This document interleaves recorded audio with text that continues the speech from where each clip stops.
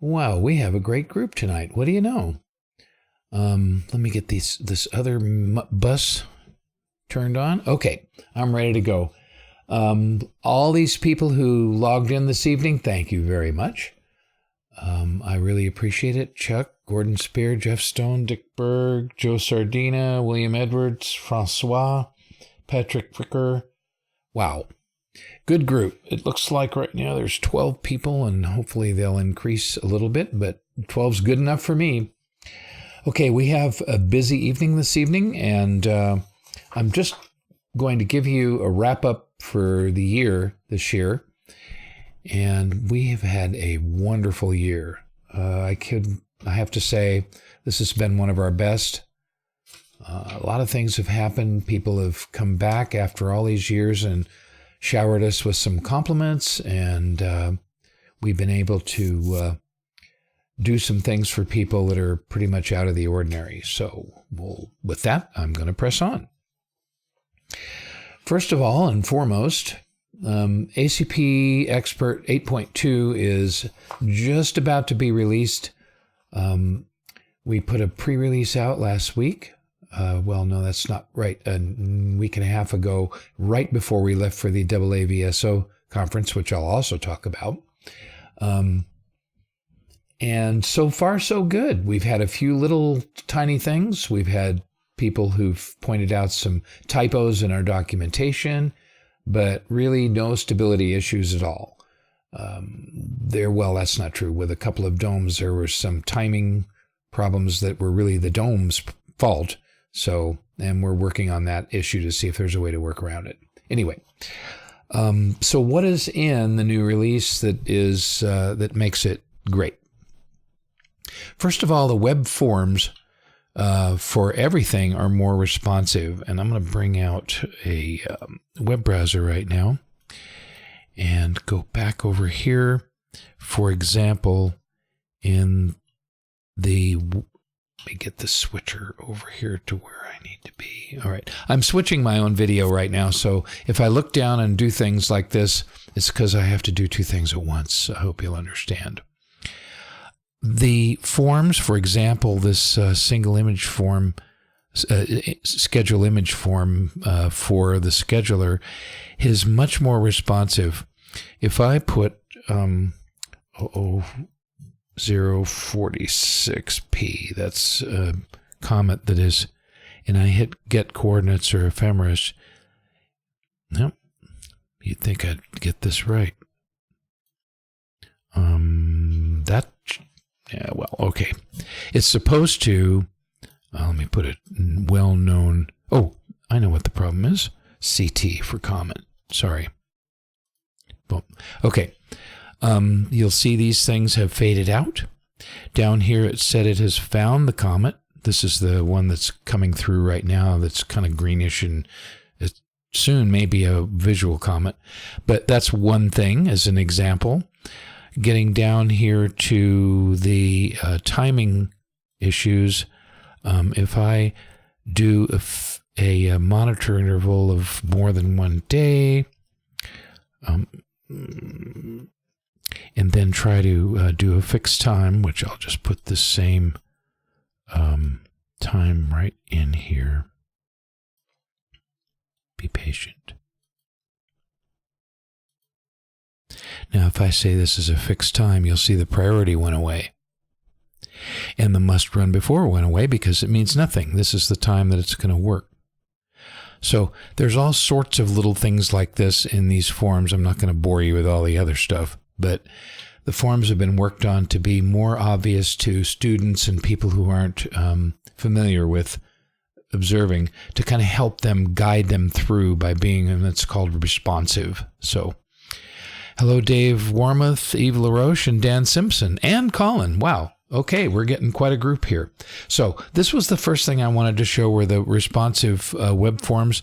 This is also true within the ACP forms and elsewhere. You can see now those are dimmed down also for a single image ACP live. These things follow that, and you may already know that the things that you put into these forms last for 2 weeks. So if you come back later, by cookies, all the stuff that you put in the form up to 2 weeks ago will still be there. So that's kind of useful. Secondly, and this is a big one, we have SSL security. I don't know. Let's see. I can go switch to my web desktop here. I don't know if some of you can see that this says HTTPS, and my Chrome scene here doesn't show the top, so I'm sorry I can't get that much in. But this says HTTPS, so if I click on this, you'll see your connection is secure, and then it will bring up the certificate that I have loaded on this system that provides encryption and identity. So this was a really, really large job. If you look at ACP itself, and I'll bring that out right now, you'll see that instead of do I have a scene for that? No, I don't. Okay. I'm sorry that you can't see this because it's not zoomed in. That's just the nature of this. But this light over here that used to be the SSL one is now a light that indicates SEC, S-E-C, and it's green. What that means is that the security is active, encryption is active, and identity proof is active. So, and also I should let you know that we're both Stevie and I are a bit under the weather. So if I have to cough, I'm going to cough. Sorry. Okay. Anyway, this is a really big deal, especially for educational institutions and governmental institutions, that we have the HTTPS security now in the ACP web. Again, the server is inside ACP. We're not running Apache. We're not running IIS. We're not running any other web server. It's an OEM thing that I've wrapped with all of this functionality to make it really zero admin. If you go to the preferences here and the servers, you'll see over here on the right side, this is now SSL encryption. The only thing you need to do is give it the domain name that matches up with the certificate and the right port. And there it is. Enable SSL, a domain name and a port, and you're done. So that's another one of the new things for 8.2. Another thing is Windows 10 self-heal. And what I mean by that is, as we know, and this is just a feature or characteristic of ACP, that it is so old as far as being a piece of software that started life a long time ago and evolved with Windows. I've done as much as I can reasonably do to keep things going, but there are a few things which, when Windows 10 does an update, it sets some security that causes ACP not to work anymore. So in 8.2, what happens is you start up ACP. I put a video on this, by the way, on the Comm Center back in August when I did this. You start ACP up, it detects that it has been, that the security environment that it has been altered, and it repairs itself. It goes back out, fixes everything, and then it just comes up. No need to reinstall, no need anything. You'll see a little box that comes up, we need to fix things up, and you'll get a few of those elevation things if you're on Windows 10 or on Windows 7 with the UAC turned on. You'll get a few of those, just say yes to them, and then ACP comes up and you're back in business. No need to redo your web customizations or any of that stuff. You don't have to reinstall ACP when you have a Windows 10 update. All right, I'm just zipping along here. Another thing that has been a chronic problem is people running stuff as administrator. I've repaired more messes out of that than you can shake a stick at, as they say in American English. It's just been a chronic problem with people thinking that they need to run things as administrator in order to fix some bug that really doesn't have anything to do with it. So ACP itself and the scheduler both now, if you try to run them as administrator, when they come up, they put up a box that says, I'm sorry, this is prohibited. If you think you need to run this as administrator, contact us and we'll help you solve the real problem. And you click OK, poof, it's gone. That's it. So you can't even get off the ground as administrator with either ACP or scheduler. This was a self-protective feature for me. I got sick of solving problems with that stuff out there in the field. And you might have noticed when I showed you the ACP Preferences Servers tab that SSL encryption has replaced the FTP server. That's gone. It's been ripped out. All of the FTP support is gone. Everything out of the user interface is gone. Its time has come and gone. No more FTP. The server that was in ACP was pretty weak anyway, and if a lot of traffic was being pulled through it, it would actually slow things down. And anyway, FTP is ancient history now. All right, so I'll close this and give you just one last little look at ACP, the release notes here. Let me switch my video. That's not right. One more time. ACP help should have showed up here. I guess I put that on the image stuff. Well, I did. Give me 2 seconds and I'll put this on the right. There we go. All right. 1, 2, 3, click. All right. Sorry about that. I was setting things up ahead of time. All right. So here are the release notes for ACP 8.2. I'm not going to go through them. Don't worry. But you'll get an idea of the magnitude of the changes that have been done. Also, the number of things that have been done for ACP. And then I will continue with that by showing you the ACP scheduler release notes, which are here. Come on, man. Show up. All right, give me a minute. I don't know why this is giving me a hard time tonight. All right, here we go. Again, I'm going to go through a few of the major ones, but this is just to give you an idea of the number of things that have been added, changed, and then the number of things that have been quote-unquote fixed. And there's, of course, always an argument, is it a bug or a feature? But most of this stuff I consider to be a bug in changes and fixes, the fixes part. Okay? So there's that.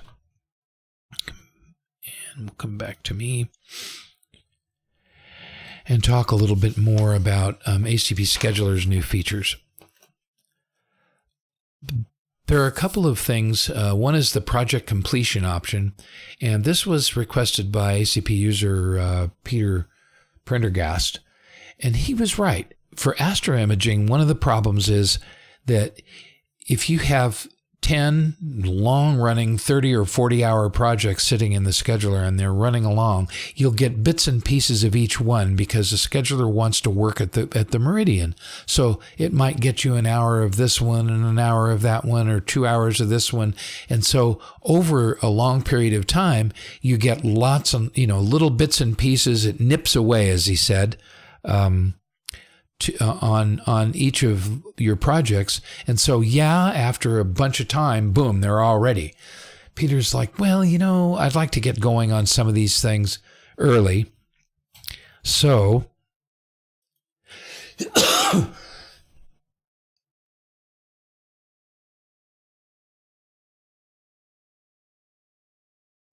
sorry about that.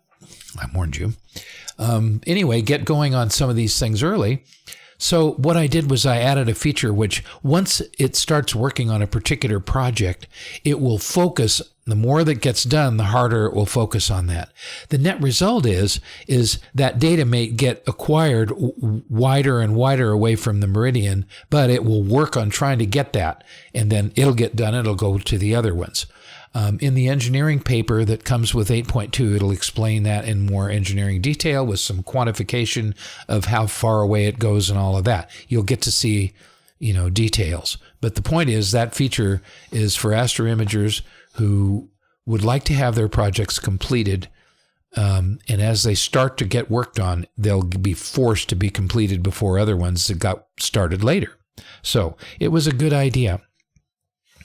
Another one came from Paul Lucas, who has his telescopes in a pod, and the close if idle feature, which went into 8.1, which is a nice feature. That is, if you don't have anything for X number of hours, go ahead and close the dome or the roof, and then when the time comes to start working again, reopen. Well, if you're in a dome, that's fine, but if you're in a pod, the thing to do is to park the scope. So just to keep the dust and dirt and whatever not off of there while the pod's open with other people's telescopes working. So I put that in as an alternative to close if idle. That's another thing. One of the other things that's been asked for a bunch of times is that periodic autofocus, starting at the beginning of the night, and I think Jeff Stone's with us tonight, and see some more people here. Dan Simpson, Colin Haig, and Tolga. Okay, everybody, thank you again. We're up to 18 now. That's good. Anyway, it was Jeff Stone that really inspired me to put in a schedule for autofocus. So you can have it in the periodic autofocus. It'll autofocus at the beginning of the night, which it always does, and then after 1 hour, 2 hours, 4 hours, 6 hours, whatever you want. Basically, you put a comma list of times between focuses into the scheduler setup, and it'll follow that schedule. That's a great idea because the temperature doesn't change as much later at night. And finally, there's a way to keep it from starting up in unsafe weather. So if you want to, you can have it sit there and do nothing until the weather becomes safe, and then it will start the observatory and open up. That might not be right. Might not be the best thing because you will have now to achieve your thermal equilibrium. But I was also asked for that feature, and that is in the scheduler 8.2. All right. So if you have questions, I should say this, please ask. Sorry about that. Again, I won't say sorry going forward. I'll just cough. That's just been life the past few days. Okay, so on the AAVSO meeting we went to, which was a week and a half ago, it was fabulous. All I can say is we had not been to a national AAVSO meeting before, and it was really surprising. So I have a couple pictures to show you, which I'm not sure why this just keeps doing this. Just a minute. I've set all this stuff up ahead of time. There. All right. Obviously made a mistake setting it up, so sorry about that. So here's a picture of the, just to give you an idea of what the meeting was like. You can see Stella standing back there. You may recognize a few of these people. And it was really fun. One night, we went out to dinner, and these are some crazy people. There's Jeff Stone, who's here right now, me, Eric Dose, and Frank Parks. Frank is an amazing guy. I had so much fun with these guys. They're all ACP customers, and we all went out to dinner and had a really wonderful time. So that was one thing to show you.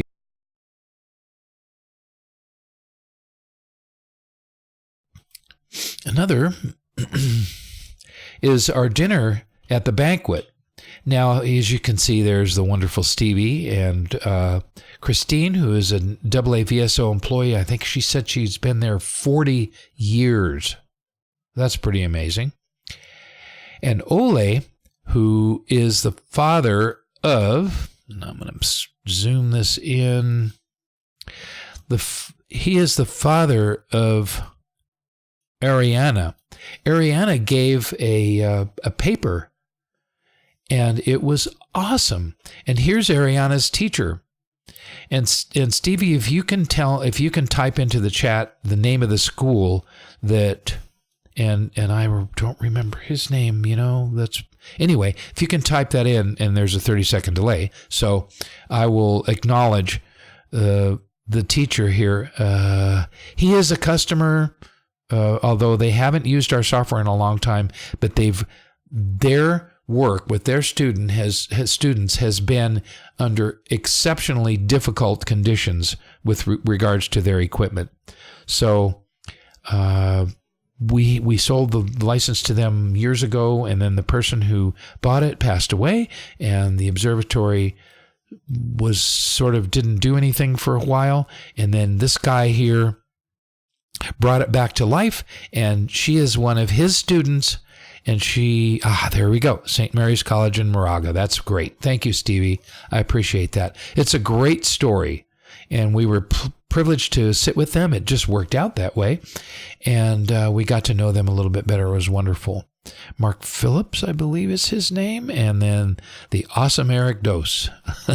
And, of course, that was taken from my point of view at the dinner table, but that was a good deal. And so go back here to the next thing, which is to talk about AAVSO Net.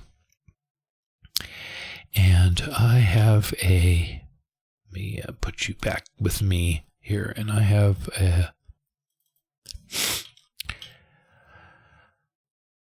the first thing I was going to talk about is the Pomenis Astrograph. That's right. So we're going to bring that up and show you what it is and what it does. And I'm sorry. I'm going to go back and do the AAVSO meeting first. My apologies. My letter to you was different, but I started with AAVSO, so we're going to continue. Here we go.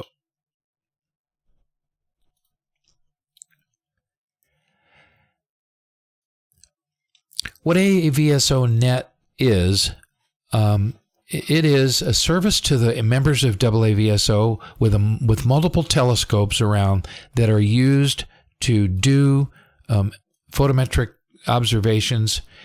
And here's a couple of them here. And you can go out and look at this from the letter I sent you. I would encourage you to do that. Anyway, that we provided AAVSO a site license, donated a site license to AAVSO years ago. This would have been 6 or 7 years ago, and they have really put it to use. And by going to the meeting, what we learned is that they really have put it to use, and it made me and Stevie feel so good to see how many people benefited from it. And it is a nonprofit organization, and it's helping promote science among amateurs. And so that's just it's truly wonderful. So AAVSO Net is kind of an overarching thing where they have, I think they said 10 telescopes around the world that do photometry of various kinds, automated photometry. And I will credit Arne Henden for starting this, having the vision to do that. Arne was a former U.S.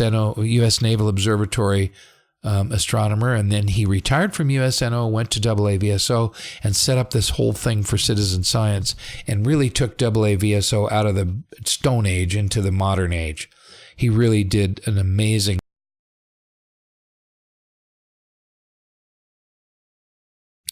So, the AAVSO Net was his vision, and one of the components of AAVSO Net are the bright star monitors.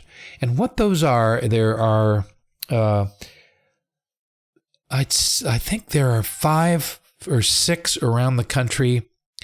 And what they do is they run all night with Scheduler and ACP, and they just bang on bright stars and feed photometric observations back into the AAVSO database. It's automated. A guy named George Silvis at AAVSO has written the pipeline for this and also manages the scheduler database of variable stars that each of the BSM or bright star monitor stations are monitoring. So these are at private people's observatories, but they belong to the AAVSO and they're run by AAVSO. The private individuals start things up, get things going, because some of them are in some roofs that don't have any automated roll-off or whatever. So they've got to start up, but then they just hammer away all night, and then the person on whose land or whatever in whose backyard this thing's running then shut it down the next morning, and day after day after day. So they feed loads of scientific, high-quality observations. And as you can see, they're not what you would call big-time giant scopes, which you don't need. They're monitoring bright stars, and some of the brighter stars are interesting scientifically. So this is really cool.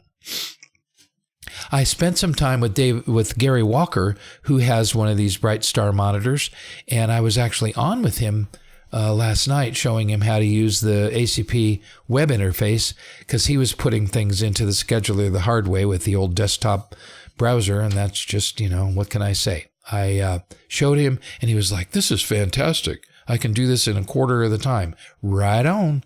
So this was good. Gary's one of the Bright Star Monitor runners, and he's cranking. Also, we just inherited a customer, David Cowell. David is a biologist, I believe, or something like that from the East Coast, and he has put together an observatory that's going out to Fort Davis, Texas, at Preston Star's remote facility. And I was in 2 Bright Star Monitor meetings at AAVSO, since our software basically runs the whole Bright Star network. I attended those meetings, and David appeared at the second one and offered his telescope there in Texas as a Bright Star Monitor, because he knew he wasn't going to be able to use all of the capacity after he learned how much the scheduler improves the efficiency. He goes, "I'll never use all this time. So BSM, you can have some of it." And there was a discussion that went around the room, the last part of which was that the only impediment to David's telescope joining AAVSO Net and being a Bright Star Monitor was that they needed 3 filters, G, R, and I prime filters, Sloan filters. And there was kind of a dead silence. And I decided that we would donate those filters to AAVSO, and they're about $300 each. So we went ahead and made that donation, which was made it possible for David's scope to get onto BSM, and we'll be doing that in the next month or 2. So that was a cool thing too. As you can tell, the AAVSO meeting was really great for us, but there's more. Arne Henden also has done a thing called the AAVSO Automatic, AAVSO Automated Photometric Sky Survey. And let me go to that. All Sky Photometric Survey. Here we go. Now, this project, again, you can link to that from the email that we sent out earlier. But this is an amazing piece of work. He started this 7 years ago, and Dave Smith up in New Mexico put together a system which are 2 8-inch Celestrons with cameras on each, and then he fixed it up so that ACP runs the paramount, and one of the cameras, and then the other one is a slave. So whenever an image is taken in one, it's taken in the other at the same time, except through different filters. So basically, it's possible with 2 exposures to get data in 4 bands or 4 filters. So that was very clever. It doubled the throughput. And as a result, I've got some stats from data release 10 is what Arne announced at the AAVSO meeting. And it's pretty impressive. This is a system which has been in both the northern and southern hemispheres. At this point, it has calibrated photometrically 128 million stars in 4 different wavelengths or bands or colors. That was done over a 7-year period. To cover the all sky, it is, and this thing right here, I don't know if this will work Yeah, there we go. That's their coverage. For data release 9, some of the stuff has been filled in for data release 10, which is what they just announced last week. So, I guess I closed that. Meant I closed the whole thing. Hold on, boom. I'm going to get back to this thing. All right. Oh, here's a picture of the. It's kind of cut off, but this is what I was talking about as far as the. There you go. That's the system that I was talking about with the 2 OTAs and cameras, one of which is a master and the other which is a slave. Now I know I should need to go backwards on this. So this thing has calibrated 128 million stars. That's photometrically calibrated. Again, George Silvas at AAVSO wrote the pipeline. It's a piece of work, let me tell you. This thing runs totally autonomously. This does not need anybody to start it up or shut it down. It runs in Dave Smith's backyard, and they've moved it around. It may be somewhere else now. It is also run down at CTIO in the Southern Hemisphere, unattended. The scheduler starts it up, does its work, it shuts it down, and feeds all that data back to AAVSO, and then that gets run through George Silvas's pipeline and produces those photometric calibrations. It has been 42,000 fields, over 500,000 images have been taken. And do you know how many tech support problems that I've gotten back on the scheduler and ACP through all of that? 0. The secret being they use good equipment, and all of their USB and everything else. I'm going to go back here and give you another look at this. This is an old picture too, but this is all done in a very robust way, equipment-wise and wiring-wise, and that's the secret. So there you have it. What Arne said in the talk in the room to everyone is that this project would have been impossible without ACP Scheduler, and it would. There's just nothing else out there that could have handled the task to acquire the data for that APAS catalog. And I need to mention also the famous Eric Dose that I showed you a couple pictures of.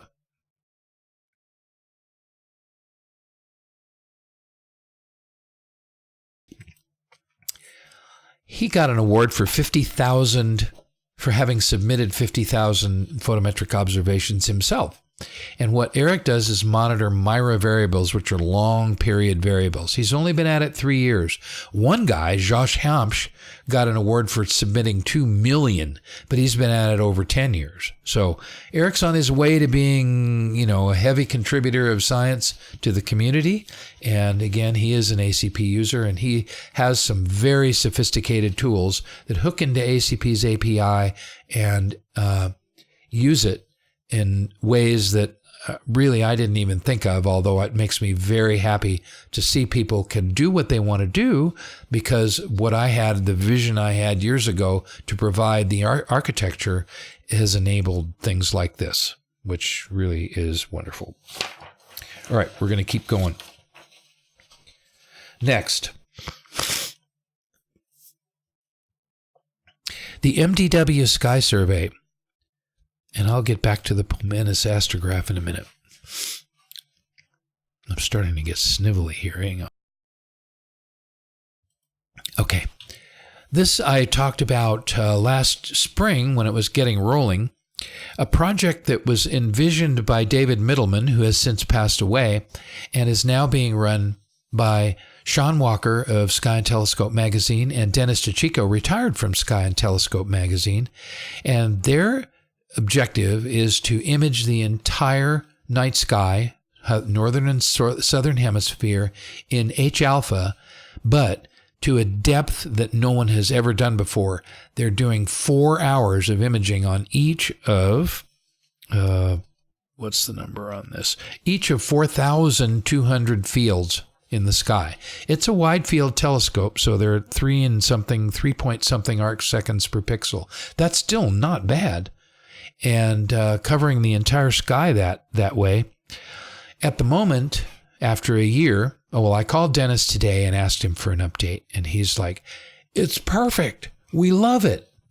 We haven't had any problems since the fix that you gave us last spring. What happened last spring when they first got this project rolling is that there was so much activity on the database that it uncovered a database synchronization error in ACP, or I'm sorry, the scheduler. And as soon as I saw it, it was like, I could have had a V8. It was one of those things. The 6 stages of debugging, and you get down to the last one, which is, how did this ever work? I looked at it and I went, wow. So I fixed that and gave it to them. And by the way, that's an 8.2. You'll never see it. You'd have to have a very busy scheduler, which they do. Anyway, since then, they have filled 1,000 of the frames with 4 hours of H-alpha. That's just amazing. And again, this is another system that starts itself up, runs all night, or, if the weather goes unsafe, it'll stop. But as soon as the weather's safe again, it starts up again and just pounds away. And there it goes. So this is, hang on here.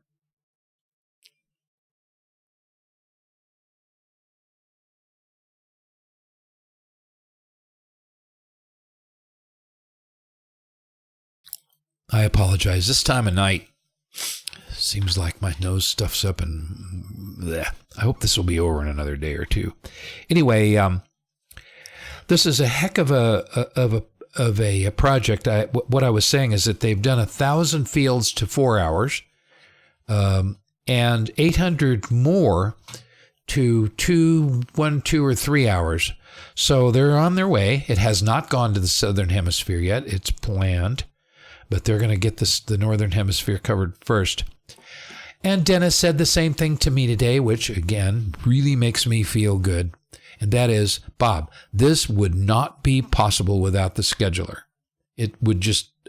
I did, a couple of years ago, a field of 4 degrees or whatever he said, 40 degrees maybe field, to 1 hour, and it took me 3 months of pushing buttons and sleeping, and getting up in the middle of the night and changing to another field. And so the mosaic, I forgot what he told me the size of that mosaic was, but it was small.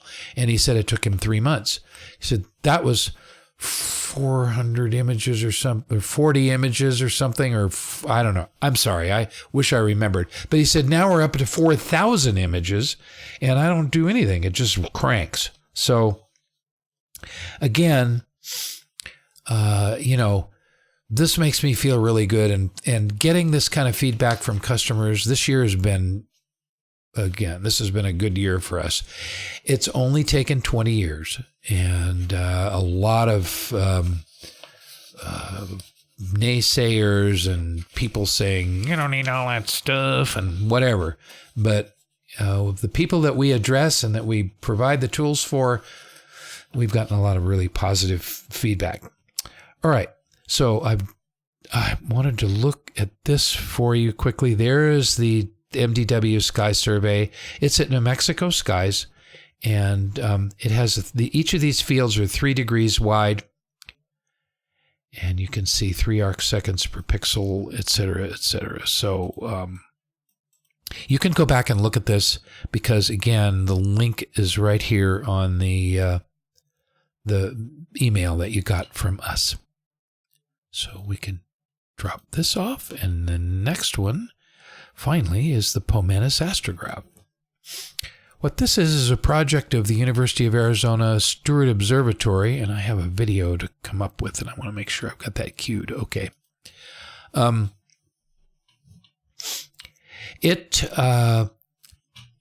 What they've done is put this system together, and the idea is to do what they call space awareness. It's what is the 2 S's for? Something space awareness. Anyway, it's looking at things that are in orbit around the Earth, and that is difficult and for ACP because it doesn't know anything about Earth orbiting things or anything. But in cooperation with Adam, one of the guys that he works with had written a little Python script which would take the 3-line elements, the TLEs for Earth orbiting, really geocentric satellites, and then convert them to Altaz coordinates for your place and your time and all of that. So I wrote a user action for Adam, space situational awareness. Yay! Ha ha ha! I just got the good news from both Colin and Jeff Stone. Thank you guys. I appreciate it. I don't know. I had a brain fade there. So anyway, they are doing that. And I wrote this thing for Adam, and I don't have the little crazy video that he made of the geocentric satellites, but it's really cool. I just didn't think of even queuing it up for you. And that system is actually in a portable trailer because it has another mission. And that is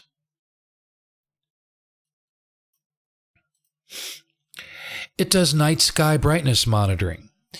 And it's in a trailer, and they're dragging this thing from one place to another. And where it has been recently is, I've got my notes here. Yes, the night sky brightness monitoring also uses an ACP user action like the SSA application that images geocentric satellites. It's another plugin. And by the way, both plugins will allow you to interleave those type of observations with regular deep sky ACP observing plan by using tags in the observing plan. So it was pretty cool. And I did that for them for nothing and gave it to them. And it's just really cool. So that was another one of the things that this year was great. The night sky brightness monitoring has been done now at Mount Lemmon first. And this is being done as part of this Pomenis thing that they're doing SSA application. They're also trying to determine what the effect of the night sky brightness is on those places, and that is Mount Lemmon, Kitt Peak, and then Mount Hopkins.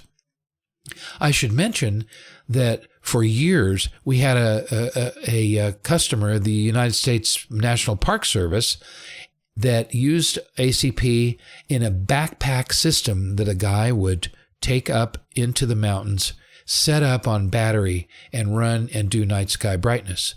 And we were lucky enough to meet him at the dedication of the Great Basin Observatory, which I will talk a little bit more about later, but that's the first scientific big observatory in a national park. And I will try to remember his name anyway. He used ACP for probably 8 or 9 years and bounced around from one national park to another, set it up, sometimes hiking up into the mountains, and did night sky brightness. And actually it was his work that resulted in the Park Service picking Great Basin outside of Baker, Nevada as the dark place to put the big old Great Basin Observatory that you can see if you also follow the links on the email I sent you. So I have a little video to play for you that Adam Block put together on the Pomenis Astrograph at the Mount Hopkins. I'm going to try to do this right by finding the right scene here. There. Okay, let's try this.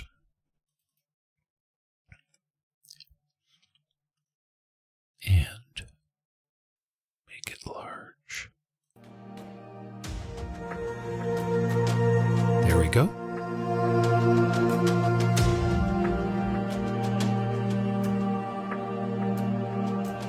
All of this is under control of ACP. Again, it's a scheduled system.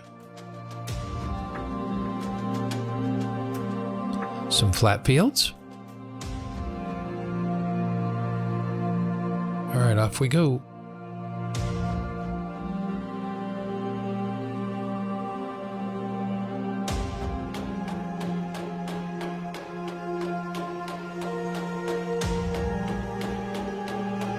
Needless to say, it's the little thing down there in the lower left-hand corner.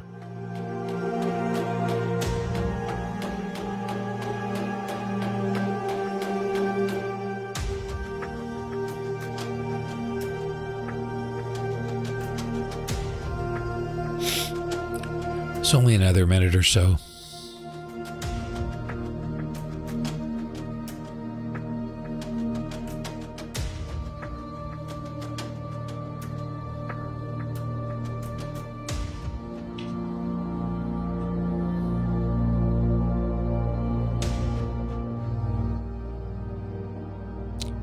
Okay.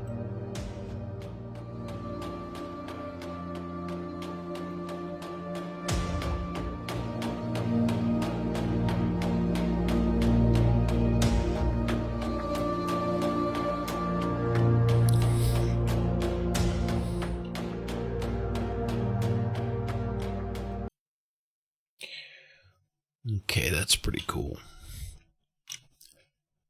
All right, going back to my list, we're going to wrap up here. I'm just going to point out a few other little things that have been going on. First of all, the Great Basin Observatory, which, let me get back to my Chrome feed here. Boom. That, you can go to the link again, but this is quite a thing. We were out there. You may have known that we went out there for the dedication of this thing. And this is in the Great Basin National Park. It is not ever visited by the public. It's in an admin area, inaccessible to the public. You cannot go in there when the scope is active. And it is all run from 4 colleges in Nevada, Utah, and California. So it's pretty neat. That we really loved being able to go out there and see the GBO. That was to get it dedicated. There's the intro video on our YouTube channel has that in it. Secondly is the College of the Desert.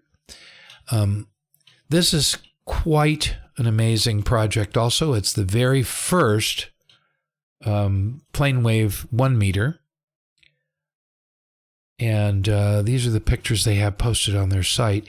I have a picture of us inside that dome, but I didn't get that queued up tonight. Sorry about that. But anyway, it was donated by a local Palm Springs person, Evo.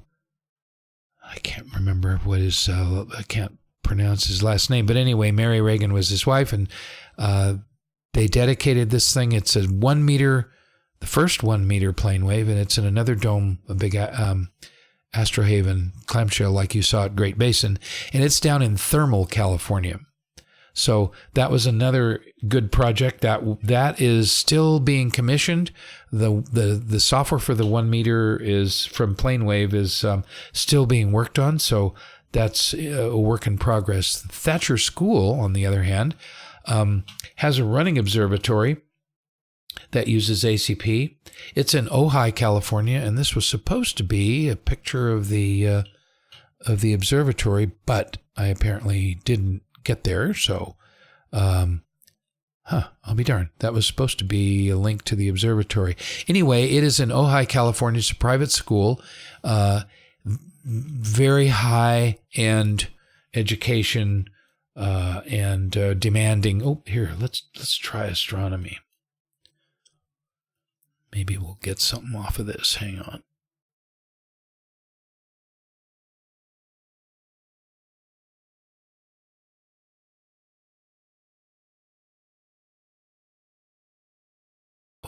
Okay, there we go. There's their observatory. It's a pretty good sized thing. It was done by Observatory Systems, the same people who put in the previous 2 telescopes I showed you. And again, it runs ACP for everything. So let's go to the next one. That would be Rancho Mirage Observatory. This is a little different for us.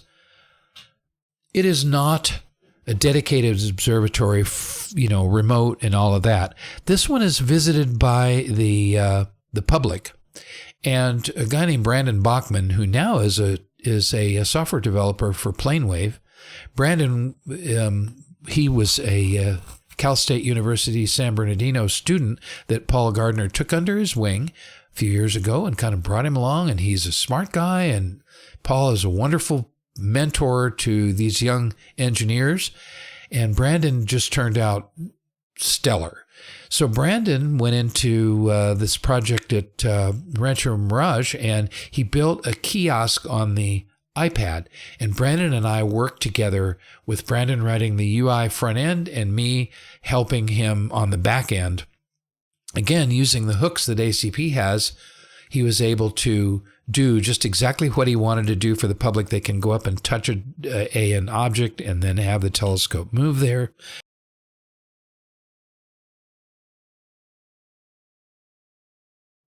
And then they have the mirrors on the Naismith focuses on the plane wave. It's another big plane wave. I think it's a 7/10 meter. They have an eyepiece on one side and a camera on the other.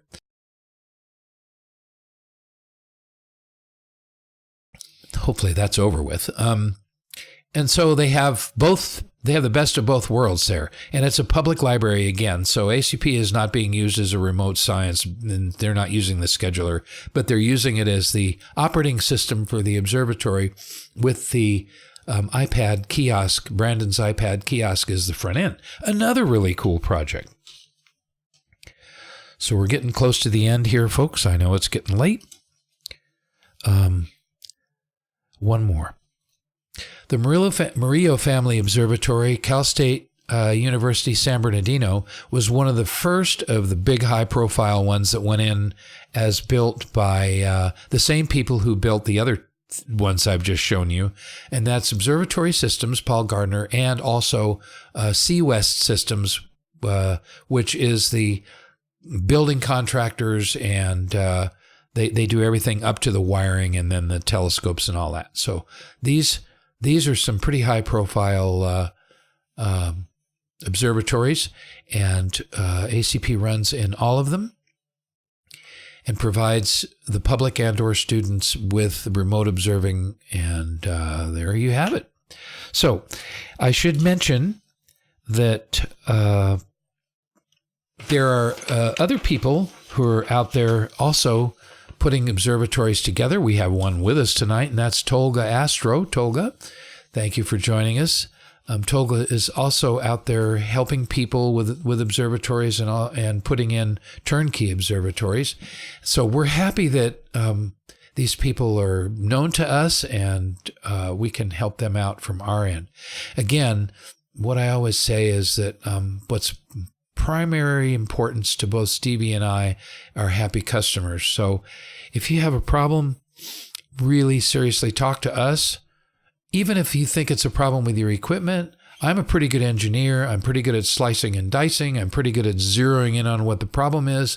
And I will take the extra time to put together a test setup so that even you, if you're not technical, will understand where the problem actually is. And if it's a problem of mine, those are the ones I like the best because I can do something about them. But I will, if it's not, then I will put you in a position to, or I will get a hold of the people with which the problem exists, and we'll try to get the problem worked out as a team. That's really where it's at. So I hope you all have enjoyed Stevie mentioned Stan Dorisco. He's the one who did the the night sky brightness study for the National Park Service all over the U.S.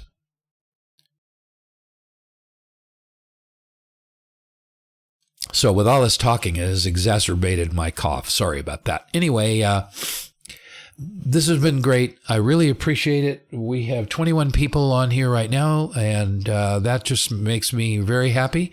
This will be out there for a while. This will be it for the rest of this year. We have the holidays coming up, and so do you. And we're going to be out and about. So with that, everybody, thank you very much for a wonderful year. Those of you who joined us this evening, I really appreciate you because I think all of you are customers. We appreciate our customers a heck of a lot. And happy holidays, Merry Christmas, Happy Hanukkah, whatever your pleasure is. and we will see you after the new year. Thank you.